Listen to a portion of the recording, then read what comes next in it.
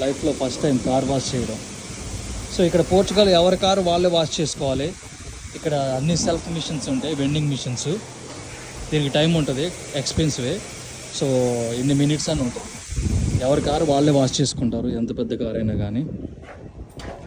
So పని వాళ్ళంటూ ఎవరు ఉండరు, మనమే క్లీన్ చేసుకోవాలి. కార్లు ఎన్ని కార్లు ఉంటే అన్ని మనం క్లీన్ చేసుకోవాలి, అదో తలకాయ నొప్పి. సో ఇది సిచ్యువేషన్. నా దగ్గర డబ్బులన్నీ తినేస్తుంది మిషన్.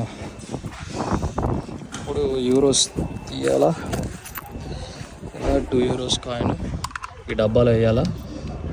ఓకే, ఇప్పుడు మనకేం కావాలి, స్పూమా ఫోమ్ బ్రష్ కావాలి నాకు.